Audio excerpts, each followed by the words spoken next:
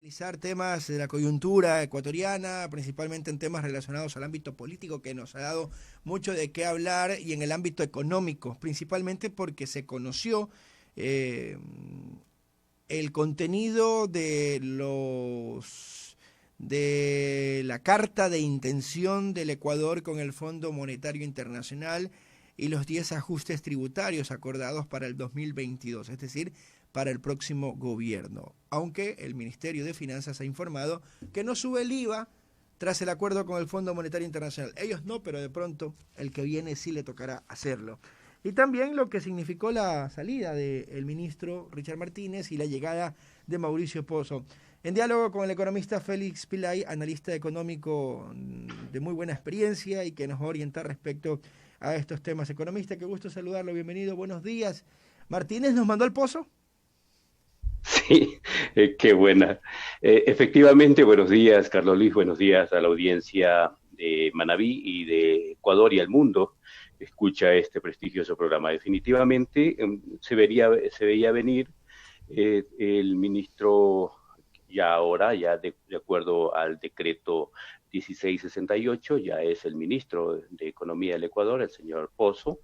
En realidad, el señor Pozo es un hombre de confianza del Fondo Monetario Internacional y obviamente, ¿quién más como el señor Richard Martínez, quien había estado trabajando directamente y de la mano con el Fondo Monetario Internacional, con las cámaras de comercio del Ecuador y era un alto representante de la clase dominante del país, de tal manera que no podía sucederlo otra persona con esas mismas características que es el señor Mauricio Pozo. De tal manera que efectivamente el señor Martínez nos llevó directamente a ese pozo. Esperamos poder salir airoso de ese pozo. Bueno, ahora me llama mucho la atención y veo que Rafael Correa en algo tiene de coherencia cuando habla de una continuidad en cuanto a quienes hoy están liderando el país. Mauricio Pozo hace poco fue candidato a vicepresidente del Partido Social Cristiano y tiene una tendencia muy distinta a lo que podríamos suponer o pensar que ha tenido la izquierda con Lenín Moreno, Alianza País y todo lo demás. ¿Esas tendencias quedan a un costado cuando se trata de temas económicos o sirven también para tomar en consideración? Bueno, el presidente Moreno, como todo el país sabe, él ha trabajado muy duro por acercarse al Fondo Monetario Internacional, digo entre comillas, trabajar muy duro. Él ha enrumbado al país para que el Ecuador entre en ese macabro proyecto político que se llama proyecto neoliberal.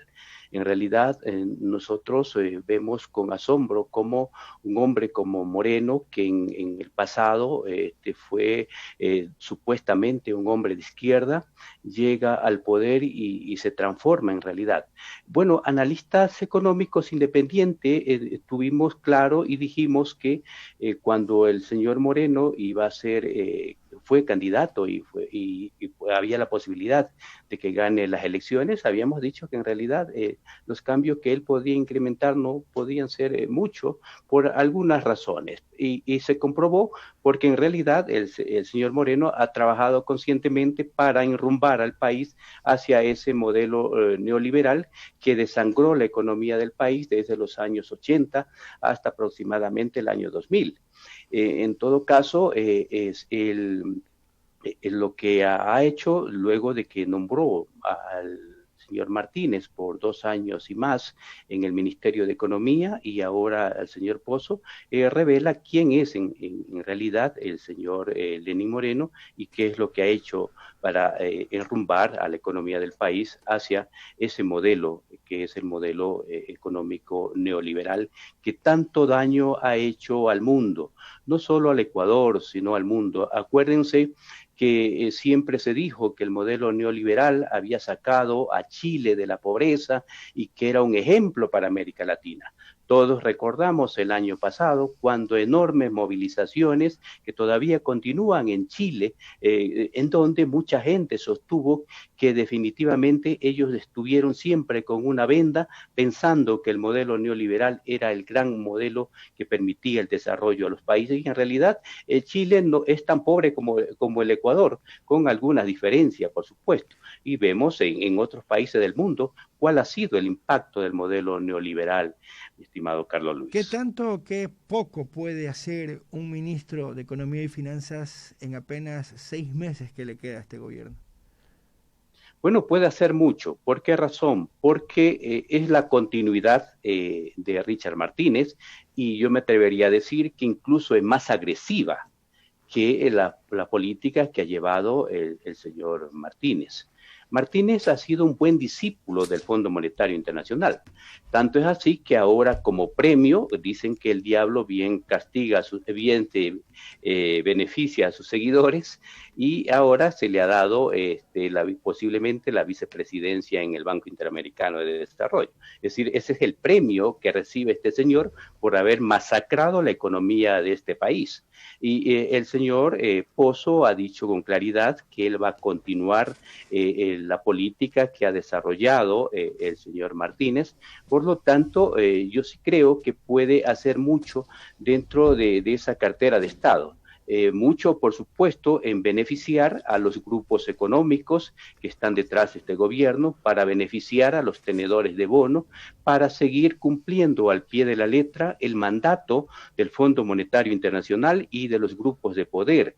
No nos olvidemos es decir, que bajo ese criterio economista, muy pocas probabilidades que en realidad se solucionen los verdaderos problemas que tiene el país, es decir, la falta de liquidez, la generación de empleos dignos y estables, el que hoy no haya recursos a disposición para inversiones, el que no se atraiga las inversiones extranjeras. Todos esos problemas que deben ser prioridades pasan a segundo plano de acuerdo a su criterio. Bueno, aquí es importante tener en cuenta, Carlos Luis, una cosa es su perspectiva, y que está similar a la mía, y otra cosa es la perspectiva de la clase dominante. Por supuesto, desde el punto de vista de la clase dominante y del Fondo Monetario Internacional, va a hacer mucho. Hará muy poco en relación a los grandes problemas que tiene el país para resolver la situación de la clase vulnerable de este país, los sectores empobrecidos de este país. A ese sector va a hacer muy poco. ¿Por qué razón debo mencionar esto? Recordemos que dentro de la carta de intención que se acaba de firmar o que está en discusión, se plantean 3 cosas fundamentales. Primero, una reforma al Banco Central. Lo otro es una reforma a la política monetaria, por supuesto, también una reforma a la seguridad social, y también la reforma a los contratos laborales. ¿Eso qué significa?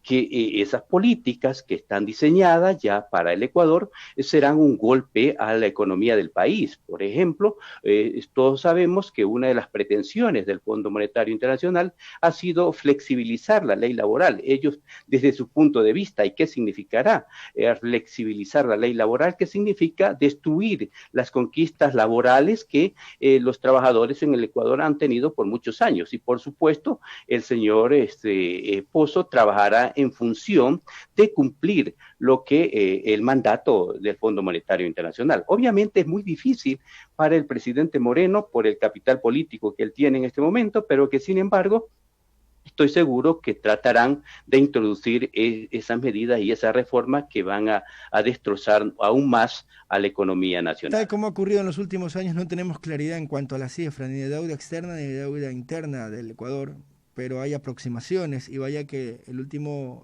acuerdo de 6.500 millones que será entregado en 27 meses por parte del Fondo Monetario Internacional, hay que pagarlo y hay que buscar alternativas, y el mismo Fondo Monetario Internacional sugiere alguna de ellas para recaudar en cuanto a que se espera que se reactive la economía del Ecuador al 2022. El aumento progresivo del IVA del 2 al 15%, la reducción de exenciones de IVA para universidades, la eliminación de devolución del IVA para los adultos mayores, el aumento del impuesto a la renta a personas naturales, incluir los 13º y 4º sueldos para el impuesto a la renta de personas naturales, impuestos sobre las sociedades. ¿Qué significa eso para el país, economista?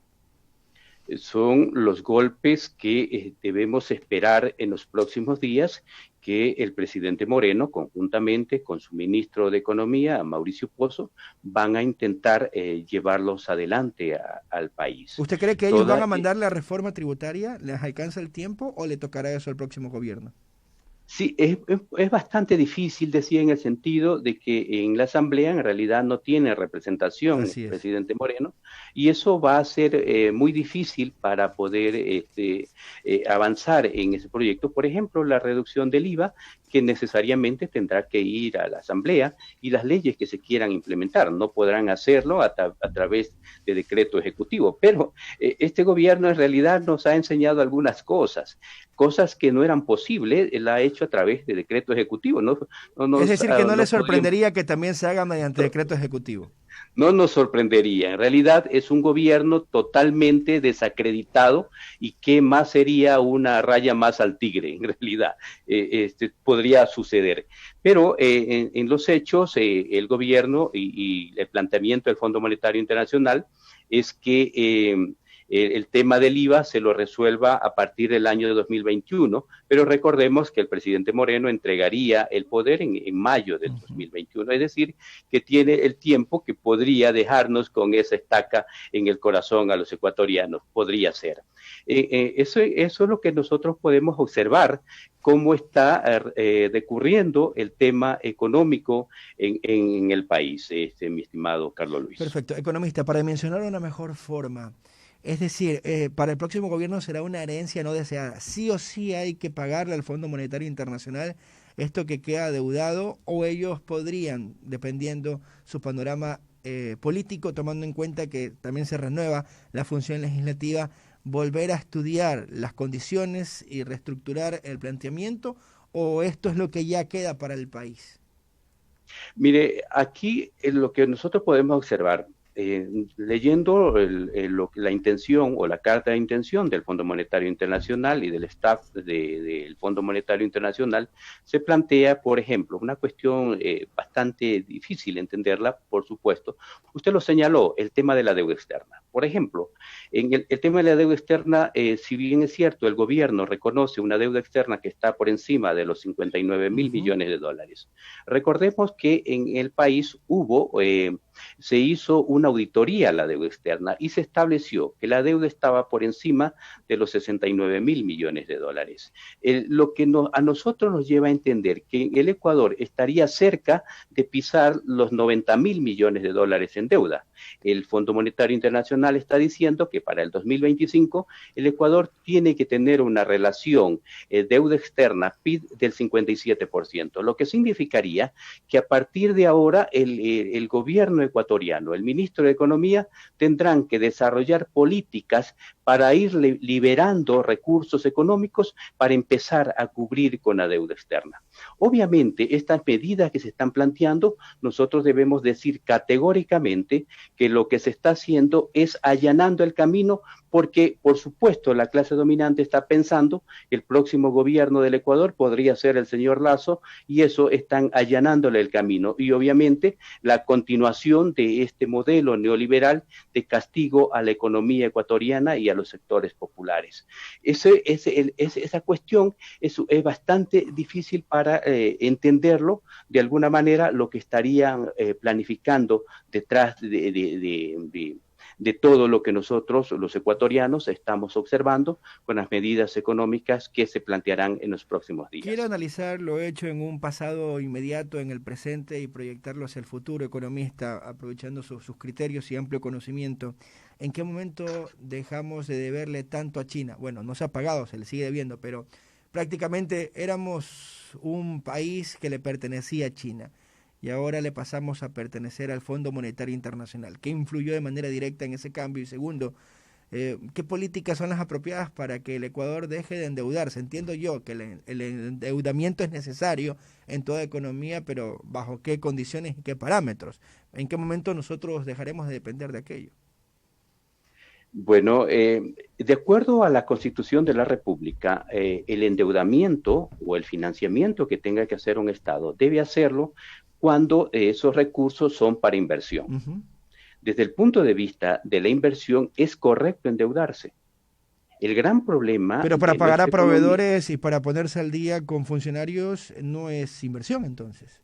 eso no es inversión. Ese es el gran problema. El gran problema es que el endeudamiento que nosotros estamos recibiendo y que eso a mí me da una puñalada en el corazón cada vez que el presidente Moreno se presenta sonriendo en la televisión diciendo que ha conseguido un crédito.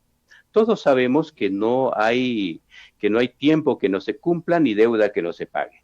Por lo tanto, este crecimiento indiscriminado de la deuda nos lleva a mantener mayores compromisos con los organismos internacionales. No significa que el Ecuador ha salido de deudas con la China, más bien se han ido incrementando de las que ya teníamos. Recordemos que se han hecho preventas petroleras también con la China, se han recurrido a créditos internacionales con la China, sino que ahora estamos endeudados con la China y también estamos endeudados con el Fondo Monetario Internacional y estamos endeudados con otros organismos internacionales de crédito. Esos Es compromisos decir, podrían conllevar que algunos temas se direccionen hacia China, por ejemplo, la concesión del aeropuerto de Manta, que ya nos anunciaron que se va a hacer con una empresa asiática.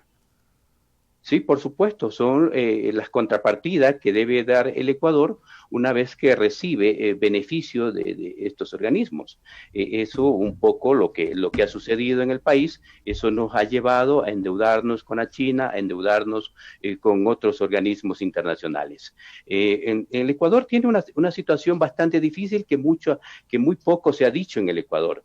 Y yo quisiera aquí decir una cosa que en realidad no he escuchado que otros analistas lo hayan dicho.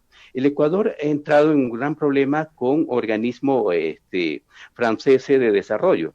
Este organismo de Francia que había entregado créditos para que el Ecuador pueda cumplir o el gobierno pueda cumplir con su prometido de construir casas en el Ecuador para los sectores vulnerables. Resulta que estos recursos que estaban destinados para cubrir esta necesidad de las construcciones de las casas han sido utilizados de manera no adecuada. Se han hecho desembolsos de manera no adecuada y estos desembolsos han pasado a la cuenta del Tesoro Nacional, por lo cual Francia ha decidido paralizar estos proyectos, lo que significaría que el Ecuador entra también en un nuevo conflicto por la utilización de recursos que no son destinados para tal o cual necesidad. El Ecuador en estos momentos se enfrenta a una situación bastante difícil desde el punto de vista de los sectores sociales, por supuesto, mientras que los sectores dominantes se preparan para seguir dando su zarpazo a la economía nacional. Perfecto, bastante claro entonces ese criterio. ¿Qué nos depara en el futuro inmediato en medio de los efectos COVID-19 en una pandemia que todavía está vigente y en un panorama político electoral que empieza a agitarse luego de la inscripción de las candidaturas, economistas? Comienzo por lo último, de acuerdo a lo señalado por usted. Es lamentable lo que estamos escuchando en los actuales momentos. Acuérdense que había sobre el tema político, había la impugnación para que el señor Lasso no sea candidato porque tenía recursos en los paraísos fiscales. Esto se hizo una jugada maestra. La jugada maestra fue a aceptar la inscripción del binomio Arauz-Rabascal y esto lo jugaron de esta manera y aprobaron ya en este momento el binomio del señor Lasso ya está aprobado, mientras que el binomio del señor Arauz todavía no está aprobado, por cuanto tiene una impugnación y ahora se está tratando en el contencioso electoral, lo cual para algunos analistas los hace ver que hay la posibilidad de que no se apruebe este binomio, obviamente para allanar el camino hacia hacia la presidencia del señor Lasso. Esperemos que las cosas no evolucionen como muchos analistas estamos pensando, pero en todo caso eso es lo que se viene en el tema electoral. Lo otro que nos preocupa sobremanera sobre el futuro económico del país es que el Ecuador tiene un déficit fiscal que está por encima de los 9.000 millones de dólares. ¿Y esto qué significa? Siempre los déficits pueden solucionarse de dos maneras. Una manera es reducir el gasto y la otra manera podría ser incrementando los ingresos. La situación económica del país no le permite incrementar los ingresos, por lo tanto, lo que van a hacer hacer es reducir el gasto, y esto significaría reducir y eliminar algunos beneficios que los ecuatorianos hemos alcanzado durante muchos años. Por lo tanto, el futuro para el Ecuador en realidad es bastante complicado a partir de lo que estamos analizando, mi estimado Carlos Luis. Perfecto, economista, muy gentil. Le queremos agradecer por ese ilustrativo criterio que nos hace asentar a una realidad bastante compleja y un futuro poco prometedor para el Ecuador en temas económicos. Luego de la salida de Martínez del ministerio y la llegada de Mauricio Pozo. Cordiales saludos y buenos días. Buenos días, Carlos Luis, y gracias por esta oportunidad. Siempre a las órdenes, es un honor estar en su programa. De igual forma para nosotros recoger su criterio. El economista Félix Pilay, analista económico, respecto al tema que generó noticia ayer, la salida del ministro, luego de haberse ya entregado todo al Fondo Monetario Internacional en cuanto a esta carta de intención. ¿Verdad? No sabemos si renunció, si se fue, se sintió con una mejor propuesta, si ya hizo su trabajo y se fue. Su trabajo en el tema de dejar todo libre para el Fondo Monetario Internacional, porque vaya que